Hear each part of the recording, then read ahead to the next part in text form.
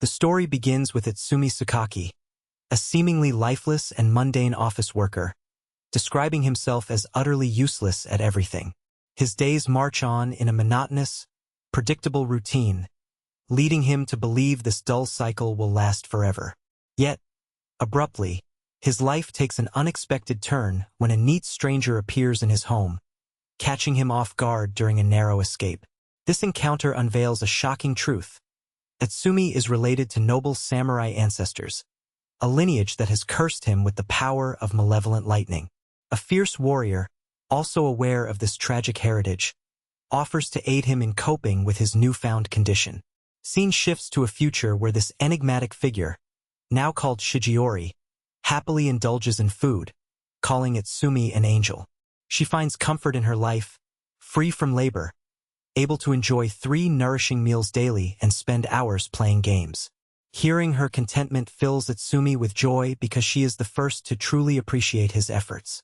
He enthusiastically agrees that he has no objection to Shigeori staying in his home. Embarrassed by his words, she quickly excuses herself, but her blush gives way to internal panic.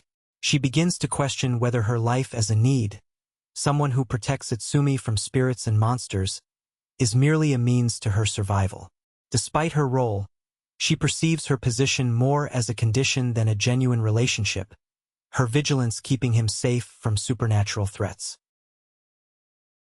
Itsumi, meanwhile, remains somewhat inattentive, despite her constant efforts to shield him. When he is off duty, she is simply a regular need. Yet his words unexpectedly resonate deeply within her, causing frustration and prompting her to consider assisting him more genuinely. As she strives to reveal her true feelings, she unexpectedly receives a gift, a token of appreciation from Itsumi, rendering her speechless and insisting she is the one indebted to him. Filled with gratitude, she shows her affection openly. As her life as a need continues, she begins to spend time playing games with Itsumi. She claims to be skilled but is swiftly defeated, only to be humbled as her abilities prove limited over more matches. Her defeat leaves her devastated, yet she admits that spending time with him like this isn't entirely unpleasant. She asks to do it again, blushing and flustered, unable to resist socializing further. Soon, she wrestles with her role, taking a step closer to genuinely connecting with him, yet quickly insists on more gaming sessions, deepening her bond and edging closer to no longer being just a need.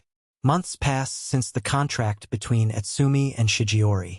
It appears she has recently grown concerned over his stagnant, unchanging life, an existence she feels compelled to alter. Her only wish is for him to partake in a limited quest, defeating the monsters haunting him, hoping this will bring some change. Itsumi questions whether such actions are truly right, but ultimately, he cares more about Shigeori's happiness than about the morality of her plans. The next day, Itsumi is compelled to leave on a business trip, feeling forced to be away from her. Left alone, Shigeori is faced with the quiet void of his absence, pondering the fragile bond they are building. He suddenly became anxious about her ability to care for herself, yet she appeared confident, assuring him that she was accustomed to living alone. When she spotted a limited edition figurine at an auction, she hesitated, debating whether to spend all her remaining money on food or that rare collectible. Ultimately, she gave in to her desire, and 2 weeks later, Itsumi was shocked to see her shivering and grumbling in hunger, having subsisted on bean sprouts after exhausting her funds on the figurine. She then pleaded with wide, pleading eyes for him to cook something for her. Coincidentally, he had a similar idea and bought her an exclusive emu figurine, which surprised her due to its extravagance. As days went by, NEET faced her greatest challenge. Itsumi, her master, fell ill with a cold, and she insisted on taking care of him. But when he requested a simple rice meal, she became puzzled, unsure of her cooking skills. In the kitchen, she struggled to prepare a proper dish, ultimately suggesting he might prefer ice cream. Rushing out with his wallet in hand, she encountered another obstacle, a monstrous creature blocking her way. Filled with rage at this disturbance, she defeated the beast instantly, but in the process, Her wallet vanished into thin air. It then took her an additional hour to prepare dinner for Itsumi. The following morning at her workplace, Itsumi realized he had forgotten his lunchbox. He considered visiting a convenience store, but a phone call arrived, informing him that Shijori had already been contacted and was on her way to deliver his meal. When he asked for her location, he discovered she had used her powers to arrive almost instantly. Her outfit was strikingly revealing, making her stand out conspicuously. Even his colleagues snapped pictures behind his back when he received his lunch. Suspecting something unusual about her need to rely on her abilities, he became wary. Suddenly, she asked to play a game she had been eager to try, and he relented, happy to indulge her. Meanwhile, in the mountains, another ninja was tracking Shijori. Her image had recently gone viral online, leading her to pinpoint her exact location with ease. It had been several years since she left her ninja village. As the prodigy of the Kanochi clan, Shijori was unrivaled, her talent unparalleled. She battled demons tirelessly, embodying her ideals with unwavering dedication. Her true aim was to keep pushing forward, serving her cause and following in her footsteps. However, behind her heroic facade, she harbored a twisted obsession. She was a deranged, possessive fanatic, desperate to reunite with Shijori, dreaming of bringing her back to fulfill her own irrational desires. When she finally arrived near her target's balcony, she found Shijori in a disheveled, unkempt state, hanging out with a man in his 30s, smelling of neglect. The arrival of the legendary ninja from the Kunoichi clan shattered her dreams, leaving her speechless with shock, her face twisted with horror, anger, and frustration, which deeply worried Itsumi-chan as she watched her slump into despair. As they allowed her inside, she demanded to know how Shijori had become a shinobi like this. Her words only fueled her annoyance, leading her to criticize how the young prodigy's once beautiful appearance was now marred, transforming her into a recluse. This accusation ignited her rage immediately, and she pointed the finger at Itsumi, contemplating ending her life in a burst of fury. Suddenly, a bone-chilling aura of bloodlust swept through the space, halting all argument. Shijori, with an intense stare, declared she cared little for anyone stalking or scrutinizing her, but she warned that she would never forgive anyone who dared to threaten her life. Ayam flinched at the overwhelming bloodlust, but a strange sense of pleasure washed over her, as she was captivated by the prodigy's charisma and tone when she asked her to leave. Her words left her questioning the villagers and clan members, calling them a collection of strange individuals. Itsumi considered replying that she, too, might belong to that peculiar group but chose to stay silent. From a distance, another clansman watched the scene unfold as Shijori continued her solitary vigil that night. Then, a soft knock resonated, revealing a low-ranked ninja named Izumi Hina, kneeling and pleading for help. While Shijori initially tried to dismiss her presence, Izumi had longed for her assistance. Suddenly, a blackout struck, fueling her fury as she saw her plans unravel. She apologized for causing trouble, confessing that she was plagued by bad luck, so much so that it seemed contagious and shared by her enemies, especially those marked as her rivals. Izumi revealed her deep affection for her current master and her struggle to give up her feelings, which haunted her shamefully. Hearing this, Shijori gently grasped her hands, eager to understand her situation. She then asked to be taken under her wing, hoping to become her disciple. She explained that the village wished to forgive her past sins, but such mercy could threaten their master contract, possibly leading to her replacement. The group ultimately decided that leaving the village was their only option.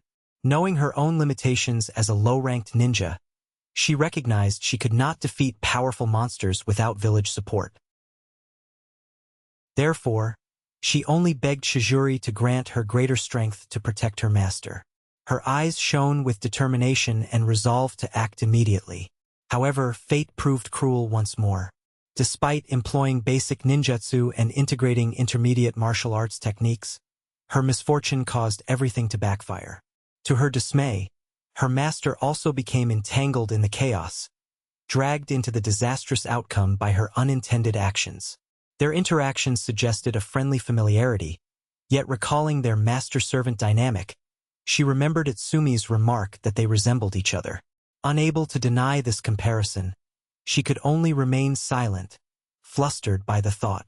As they continued battling even more monsters, her confidence in Izumi Hina grew, convinced she possessed the talent to become an exceptional ninja commander. Suddenly, she staggered, prompting Itsumi to catch her gently. For Shizui, the situation demanded her full focus, especially since a junior was depending on her.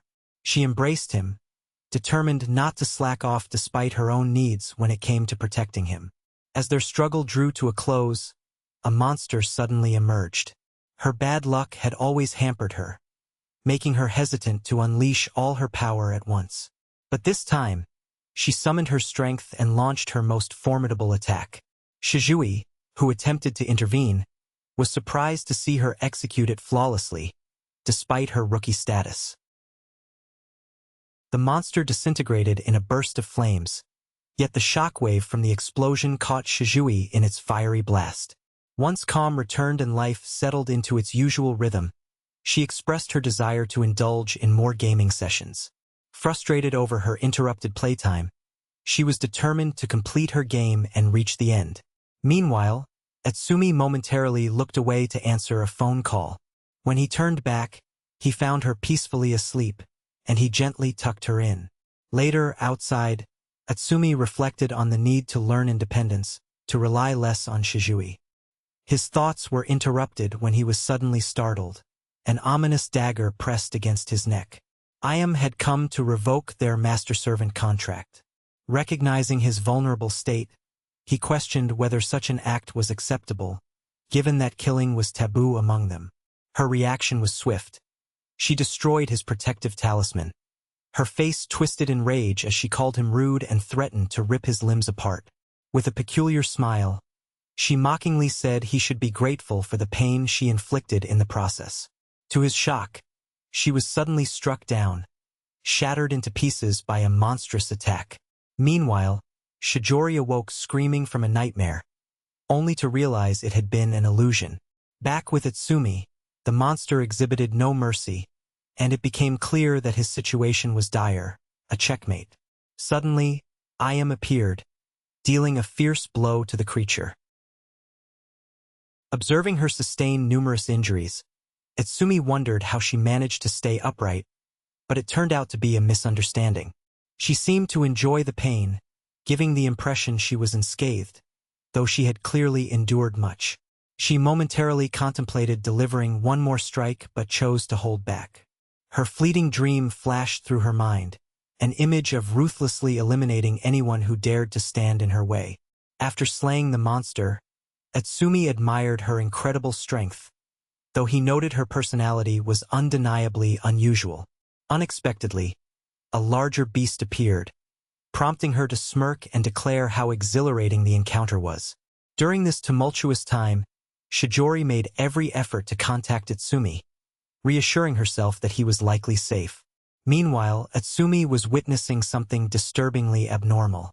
Ayam, seemingly driven by strange pleasure, appeared to delight in being struck, leaving Itsumi horrified by the scene unfolding before him. As Ayam endured an increasing number of blows, it became clear that she was outmatched by a monstrous adversary, sustaining more and more damage. Suddenly, she dissolved into a melting mass, and a fierce burst of power erupted from her form, resulting in a massive explosion. The destructive beam was visible from a distance, and once the dust settled, a shocking revelation emerged. Ayam was actually a boy named Momochi Uru in her original form. When asked why he transformed into a girl, Momochi confided that he could not accept having a female body and face, which led to his change. He then begged Itsumi to keep his true identity a secret from Shijori.